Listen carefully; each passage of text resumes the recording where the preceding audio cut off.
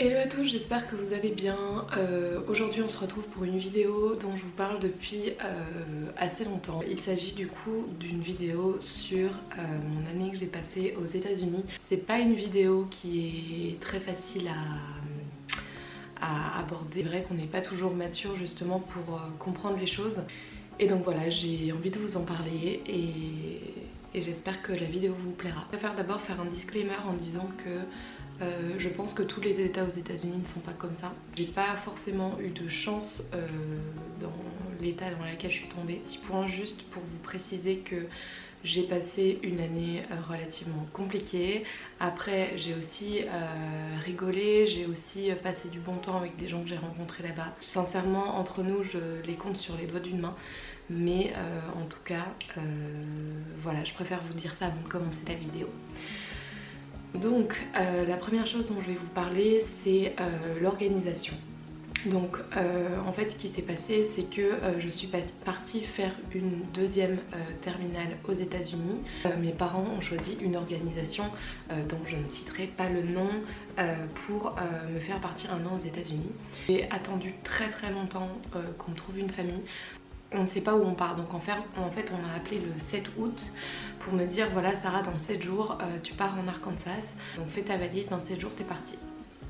Donc là c'est à ce moment là que tu te dis ah ouais d'accord, c'est comme ça, j'ai 7 jours pour dire au revoir à tout le monde, 7 jours pour faire ma valise et vamos, je pars aux États-Unis. J'ai atterri là-bas et je me suis retrouvée dans le trou du cul du monde. Ce sont du coup des endroits complètement paumés dans la campagne, à une trentaine ou une quarantaine de minutes des villes. Et sur place, donc j'intègre ma première famille d'accueil avec une mère célibataire qui, selon moi et de ce que j'ai entendu, avait une sombre histoire dont j'ai jamais vraiment connu le fond.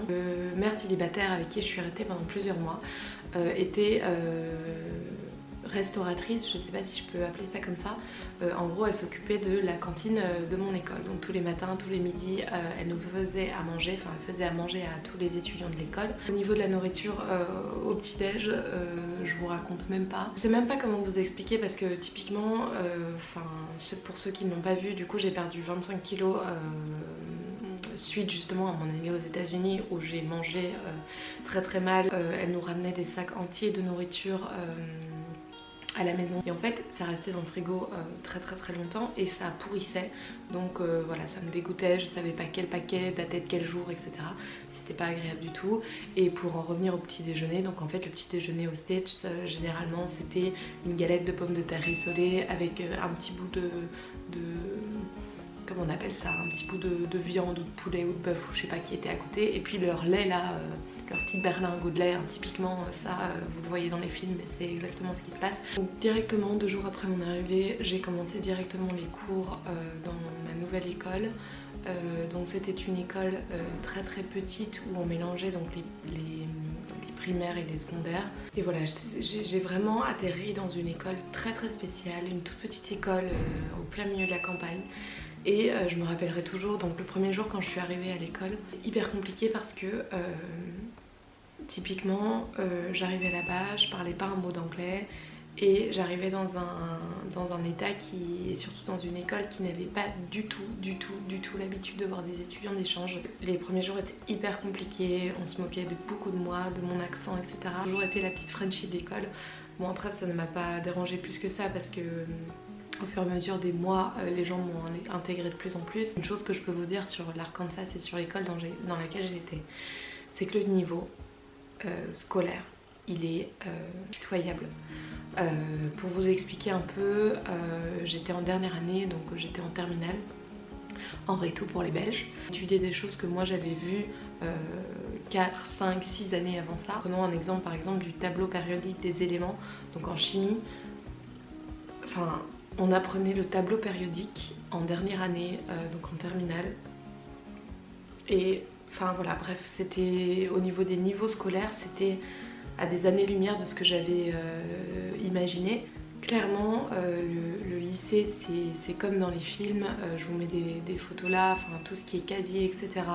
Enfin, on se croirait vraiment dans High School Musical ou d'autres films américains que vous pouvez connaître. Et donc voilà, l'ambiance était là, c'était ce que j'imaginais, mais au final ça s'est pas vraiment passé comme je voulais. Dernière chose pour terminer sur l'école en tant que telle, ils ne savent pas s'habiller, ils ne savent pas accorder les couleurs. Je venais en pyjama en cours et personne ne me disait rien parce que c'était comme ça et que tout le monde le faisait.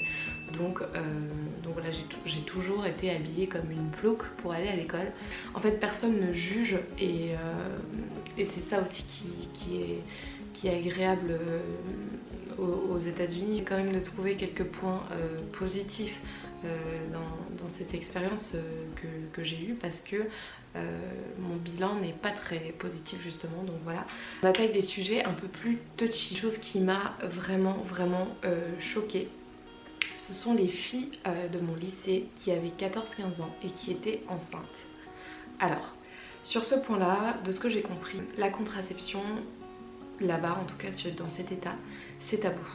C'est pas quelque chose dont on parle avec ses parents, c'est pas quelque chose dont on parle à l'école et c'est rare qu'on en parle avec ses amis. Donc imaginez-vous, vous êtes dans un lycée et vous voyez des gamines entre 13 et 15 ans en cloque. Déjà ça, tu te dis ok, bon c'est des choses qui arrivent, je dis pas.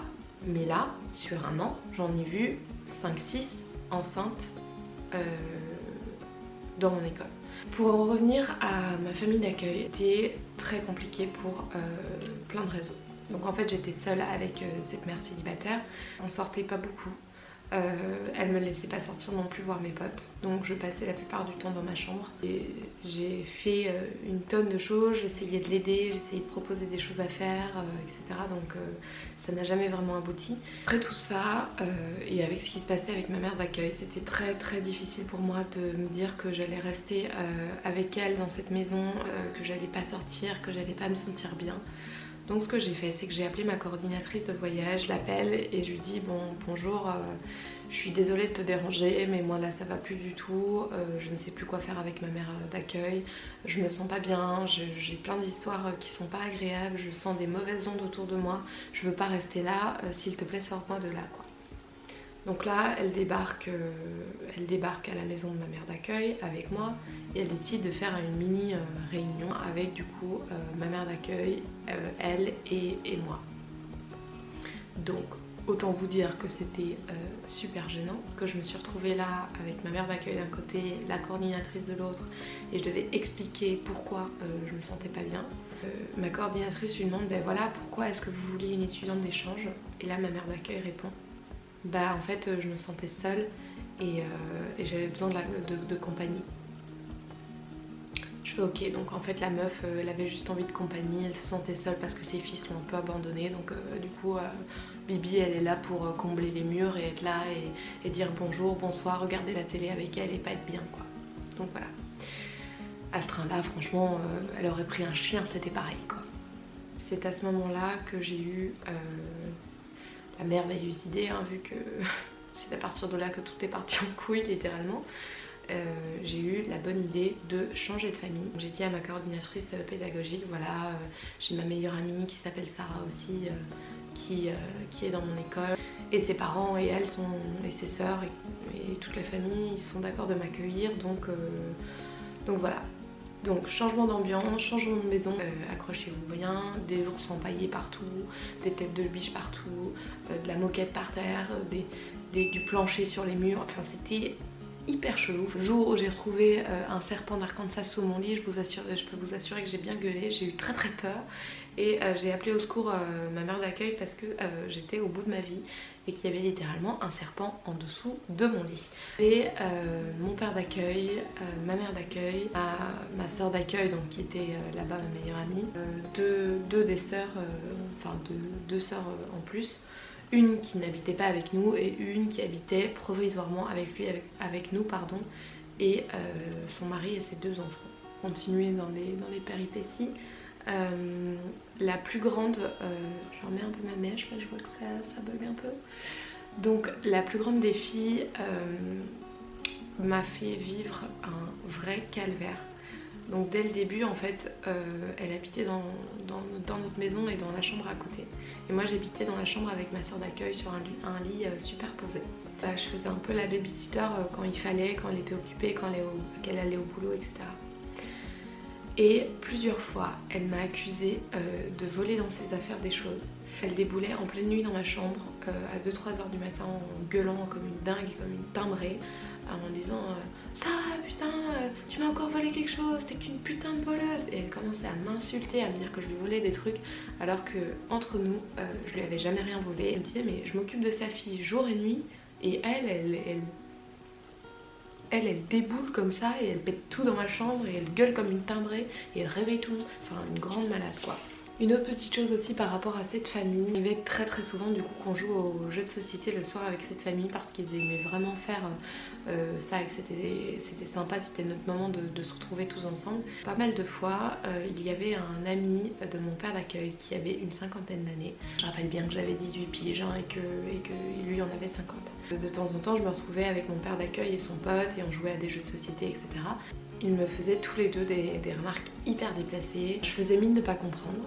De toute façon, je vois pas ce que j'aurais pu faire d'autre. Et il a toujours, d'une façon un peu subtile et déplacée, d'essayer de me mettre avec son pote qui avait une cinquantaine d'années, qui était dégueulasse au possible. Bref, ça me répugne rien que d'en parler. Et en fait, il faut considérer là-bas, c'est ce que j'ai compris, qu'à 18 ans, bah t'es majeur et t'es tout permis. Et si t'as envie de sortir avec un mec qui a 35 ans de plus que toi, bah tu le fais. Choquante dans cette famille, mais pas que, parce que c'est vraiment une coutume qu'ils ont là-bas, c'est les animaux et le respect envers justement ces animaux. Je vais vous raconter du coup une petite histoire avec le cousin de ma soeur d'accueil. Donc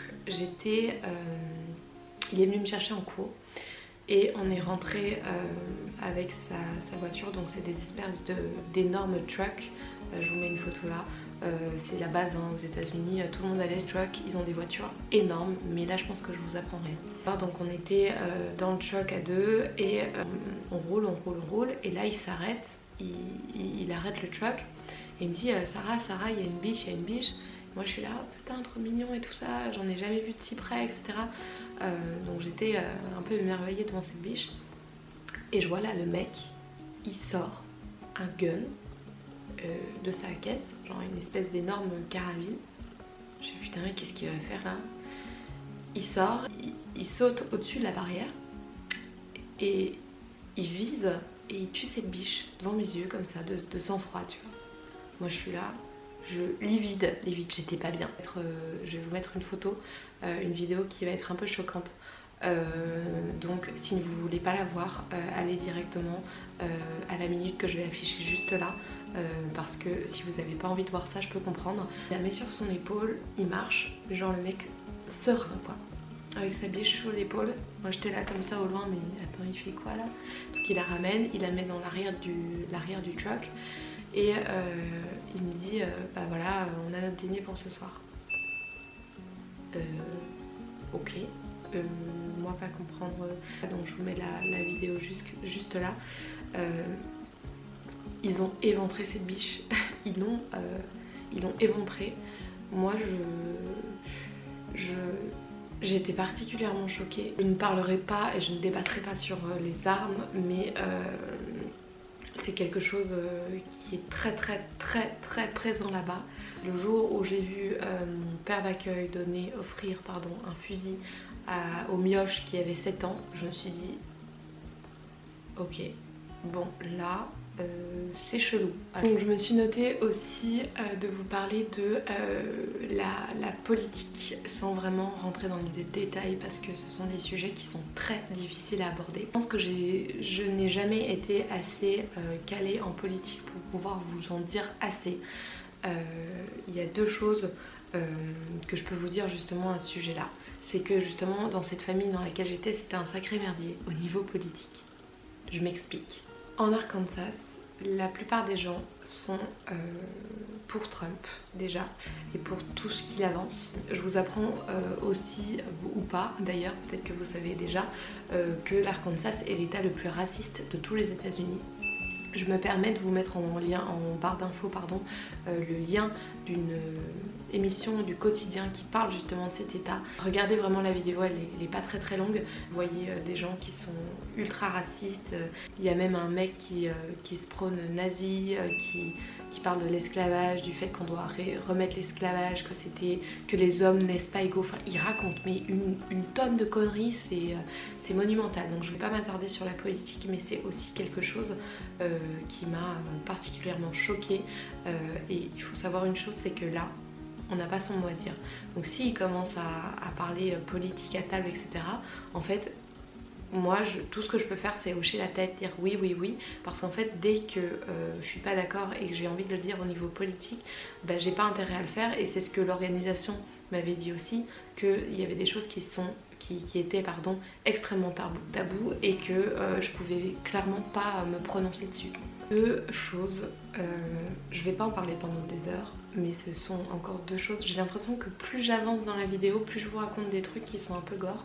Je m'excuse d'avance pour ça, hein. Moi tout ce que je veux c'est que ça puisse aider des gens, et je suis pas là pour critiquer cet état, je suis juste là pour vous informer là-dessus. Donc deux choses particulièrement choquantes que j'ai vues là-bas, ce sont deux applications.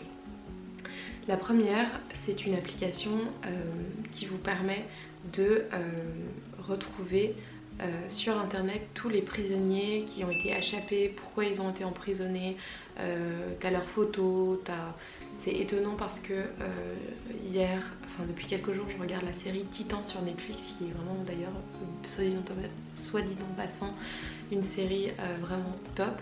Je vous conseille vraiment, elle est vraiment bien.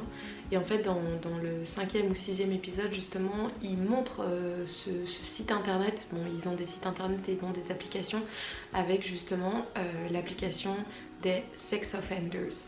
Donc en fait qu'est-ce que c'est? C'est une application qui vous permet de voir sur une map tous les... Comment on dit du coup sex offenders? Tous les pédophiles, les violeurs qu'il y a autour de vous. Donc imaginez, vous avez la carte de l'Arkansas et de la ville, et vous avez des petits points avec le numéro 3, le pédophile numéro 4. Voilà, donc complètement déconcertant. T'imagines, t'es chez toi et tu vois qu'à 2 km t'as un pédophile,